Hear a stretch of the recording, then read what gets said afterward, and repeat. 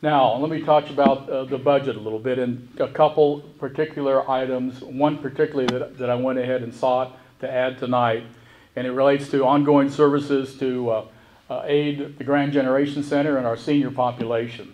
I think we need a community decision and a community discussion to what degree there's an opportunity and an obligation to fund that center by virtue of the 2004 city sales tax election.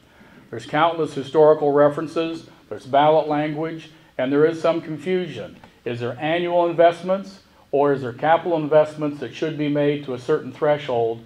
But also, part of being mayor is going ahead and offsetting detrimental things that could go ahead and affect our community, and I felt that needed to go ahead and be addressed tonight. So I can't get into the whole story, but I want to go ahead and have the county there, I want the Grand Generation Center, and I want our council to discuss to what degree funding could potentially be injected for next year's budget.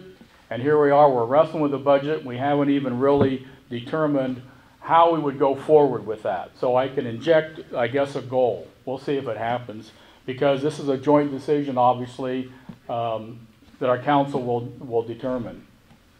We believe there are significant revenue increases that would go ahead and be able to offset the majority of workforce cost increases and operating costs associated with that. It's my hope that we can go ahead and balance the general fund budget and go ahead and be able to have our capital improvements be determined that would not include a tax increase. That's what I'm trying to shoot for, if council agrees with that.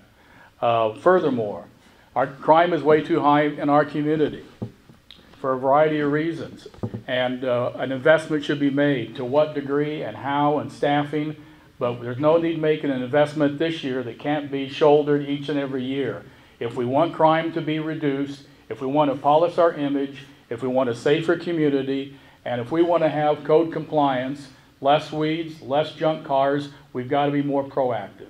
So I'm hopeful that the council will go ahead and determine wisely how we move forward based on the recommendation from the ICMA study that relates to police. Now, I've had a lot of discussions lately, and with fire, all 63 that I could go ahead and reach out to over the course of 12 meetings. I was at the wastewater treatment plant this past week, indicating to them in advance the wastewater treatment plant presentation that will be held tonight.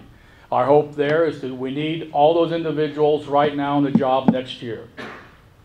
Because if we don't have a community we're proud of, we sure need, obviously, the wastewater treatment plant's operation to continue to its fullest. And hopefully 5 years from now, regardless of who we are and what stages in life, we're going to culminate the infrastructure, the wastewater treatment plant, and all the collection systems so we have a community. Because if we don't, we won't have a community we're proud of. So that is going to be a presentation tonight, along with the Grand Generation Center on a study session. The regular meeting, once again, I'm torn sometimes of how I go ahead and achieve the four-way test and do it within city code and do it within law. And it's a challenge.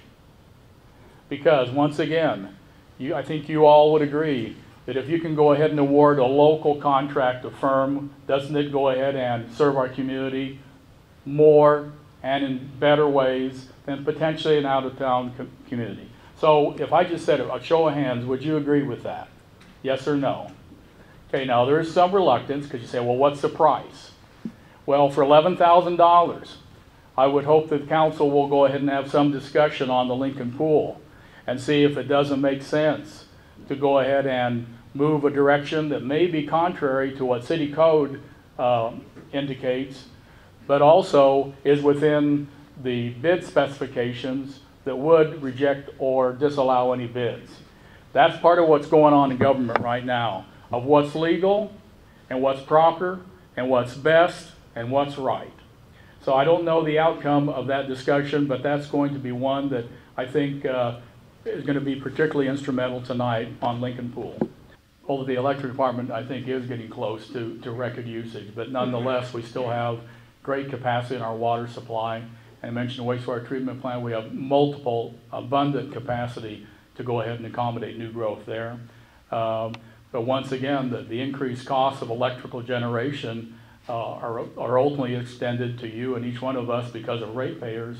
And when coal and transportation, all those different measures, workforce continues to increase, if we weren't having increases in usage, then we would have obviously higher rates heaped on fewer and fewer people. And talk about people, of course, I see in the audience here we have Tim Hebert, Fire Division Chief, and appreciate his interim service and his ongoing dedication. And normally Steve Fosselman's here, Library Director. And I've got great people, and we've got new leadership on staff, but linked with tenured leadership, I know we'll go ahead and go forward in a positive way. And transition do occur, and you go ahead and ultimately make decisions that will serve us well, and I'm confident we'll do so.